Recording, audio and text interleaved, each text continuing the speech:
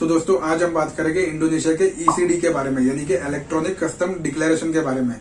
तो ये ECD actual में होता क्या है? तो ईसीडी बेसिकली इंडोनेशिया में जो गुड्स आप लेके आ रहे हो उसे डिक्लेयर करना पड़ता है, इसलिए आपको एक ईसीडी का फॉर्म भी फिल करना पड़ता है, यानी कि कस्टम डिक्लेरेशन फॉर्म आपको फिल करना पड़ता है। तो गुड्स में भी मान लो आप शायद एनिमल लेके आ रहे होगे तो वो भी आपको डिक्लेयर करना पड़ेगा। ड्रग्स शायद आप लेके आ रहे होगे तो वो भी आपको डिक्लेयर करना पड़ेगा।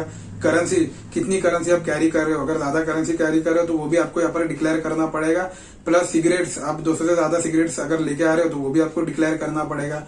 Plus alcoholic beverages like wine, beer, whisky, वो भी आपको यहाँ पर डिक्लेयर करना पड़ेगा। तो जो भी ट्रैवलर इंडोनेशिया जाता है ना, तो उसको ये ईसीडी यानी कि इलेक्ट्रॉनिक कस्टम डिक्लेरेशन फॉर्म तो फिल करना ही पड़ता है। तो ये फॉर्म फिल करना काफी सिंपल और इजी है। आप चाहे तो इमिग्रेशन क्लियर करने के बाद भी आप वहां पर फिल कर सकते हो, लेकिन बेहतर होगा कि आप यहीं पर ही फिल कर दीजिए, यानी कि इंडोनेशिया जाने से 3 दिन पहले आप ये जो कस्टम डिक्लेरेशन फॉर्म है वो आप फिल कर दीजिए, जिससे कि आपको मतलब वहां पर फॉर्म फिल करने की जरूरत पड़ेगी नहीं, आप सीधा फटाफट क्लियर करके सब बाहर निकल सकते हो। कस्टम डिक्लेरेशन की फॉर्म की जो लिंक है वो मैंने डिस्क्रिप्शन में डाल दी है, आप बस उस लिंक पर क्लिक कर दीजिए और आप सीधा उस वेबसाइट पर आ सकते हो और फिर मैं आपको बताता हूँ कि किस तरह से हमें इस फॉर्म को फिल करना है। तो चलिए देख लेते हैं। तो गाइज ये वो ऑफिशियल वेबसाइट, तो बस हमें सीधा नीचे चले जाना है। जैसे आप नीचे जाओगे ना तो राइट साइड में आपको ईसीडी यानी कि इलेक्ट्रॉनिक कस्टम डिक्लेरेशन लिखा हुआ दिखाई देगा, तो बस उस पर क्लिक करना है। क्लिक करते ही आप सीधा इलेक्ट्रॉनिक कस्टम डिक्लेरेशन के पेज पर पहुंच जाओगे।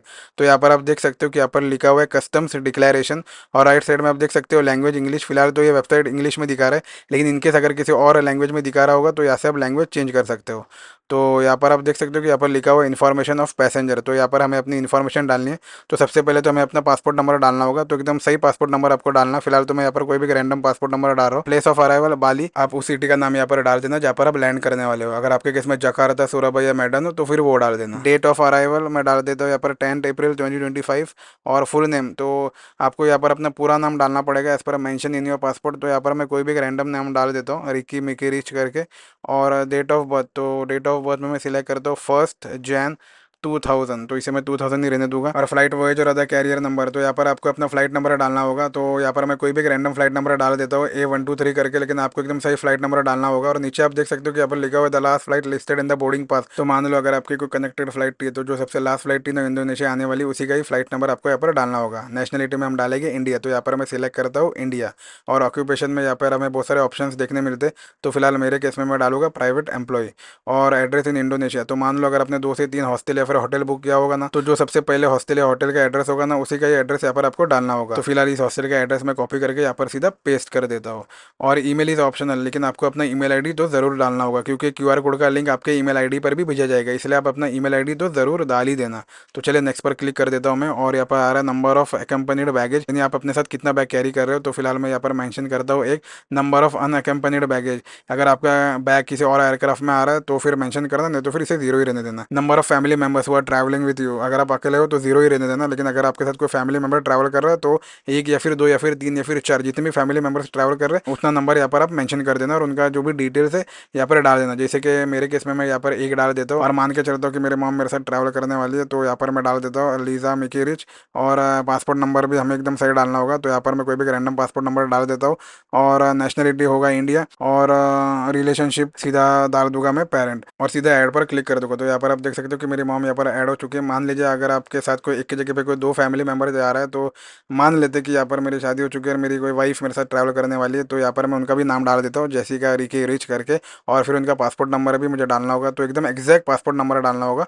और नेशनलिटी में मैं डाल दूंगा इंडिया, और रिलेशनशिप में मैं डाल दूंगा वाइफ, और उन्हें भी यहाँ पर ऐड कर दूंगा। तो यहाँ पर आप देख सकते हो कि दोनों ही नाम ऐड हो चुके हैं। तो फिलहाल मेरे केस में से कुछ भी नहीं, इसलिए मैं दोनों ही यहाँ पर डिलीट कर दूंगा और इसे 0 रख दूंगा और सीधा नेक्स्ट पर क्लिक कर दूंगा। और नेक्स्ट करते ही आप यहाँ पर देख सकते हो importing goods and items brought in, जो भी आप अपने साथ कैरी करो उसे यहाँ पर डिक्लेयर करना पड़ेगा, जैसे कि एनिमल्स, प्लांट्स, ड्रग्स या फिर करेंसीज या फिर कोई foreign bank note which is equivalent to 1 billion रुपया, या फिर cigarettes which are more than 200, जो भी आप कैरी करो उसे यहाँ पर डिक्लेयर करना होगा। तो मान लेते कि यहाँ पर मैं कोई अल्कोहल कैरी करो अपने साथ, तो यहाँ पर मैं यस पर क्लिक कर दूंगा। और डिस्क्रिप्शन ऑफ गुड्स में वाइन डाल देता हूँ, क्वांटिटी ऑफ गुड्स में मैं डाल देता हूँ 3, और यूनिट टाइप में डाल देता हूँ लीटर, और वैल्यू में डाल देता हूँ 7000, और करेंसी में हम सिलेक्ट करेंगे इंडियन रुपीज। रुपीज़ और सीधा ऐड पर क्लिक कर देगा। ऐड पर क्लिक कर दे यहाँ पर ऐड हो जाएगा, लेकिन मेरे केस में ऐसा कुछ भी नहीं है, इसलिए मैं इसे डिलीट मार के सीधा नो पर क्लिक कर दूंगा।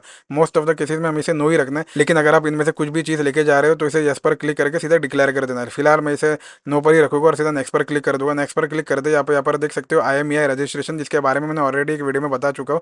अगर आपने नहीं देखा होगा तो आप सीधा आई बटन पर क्लिक करके वो वीडियो देख सकते हो। अगर आप इंडोनेशिया में 90+ डेज के लिए रहने वाले हो तो ही आपको IMEI का रजिस्ट्रेशन फॉर्म फिल करना होगा। But if you are going to live in Indonesia for less than 90 days तो आपको IMEI का रजिस्ट्रेशन फॉर्म फिल करने की जरूरत ही नहीं होगी। लेकिन अगर आप इंडोनेशिया में 90+ डेज के लिए रहने वाले हो तो आपको यस करके IMEI का रजिस्ट्रेशन फॉर्म को फिल करना होगा, जिसके बारे में मैंने ऑलरेडी आपको बता दिया है। तो फिलहाल मैं यहाँ पर नो कर दूंगा और नेक्स्ट पर क्लिक कर दूंगा। नेक्स्ट पर क्लिक करते ही आपको डिक्लेयर करना है कि that I have understood the provisions on the import of passenger goods and what I have stated is valid.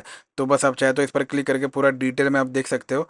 और यहाँ पर बस हमें चेक पर क्लिक करना है और क्लिक करते ही हमें सीधा करना है सेंड। सेंड पर क्लिक करते ही आपको इमीडिएटली एक QR कोड मिल जाएगा। बस इस QR कोड को आपको अपने डिवाइस में डाउनलोड कर देना है और इसका एक प्रिंट आउट भी अपने साथ कैरी करना, प्लस इसका एक सॉफ्ट कॉपी भी अपने मोबाइल में रखना, just to be on the safer side. और एक ईमेल भी आपको ये भेजी देगी, तो उसमें भी मतलब एक कॉपी तो रहेगी।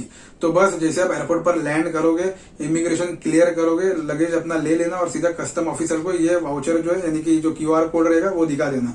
और वो दिखाने के बाद वो देख लेके स्कैन कर लेगा और फिर आप आराम से बाहर निकल सकते हैं। तो इसकी कोई फीस नहीं है, ये टोटली फ्री है। ये बेसिकली जो गुड्स हम अपने साथ कैरी करते हैं ना, उसे डिक्लेयर करने के लिए हमें ये फॉर्म फिल करना पड़ता है। क्योंकि कुछ लोग मतलब ड्रग्स भी अपने साथ लेके आते हैं जो कि इलीगल रहता है, तो उस वजह से हमें ये फॉर्म फिल करना पड़ता है कि कहीं हम कुछ इलीगल चीज तो लेके नहीं आ रहे। तो बस यही है और कुछ भी नहीं। तो उम्मीद करता हूँ कि आपको सब कुछ समझ में आ गया होगा। अगर कुछ डाउट है या कुछ क्वेरी है तो कमेंट के जरिए मुझसे पूछ लेना, मैं आपके सभी सवालों का जवाब जरूर दूंगा। Till then keep smiling, keep inspiring and keep travelling. Bye.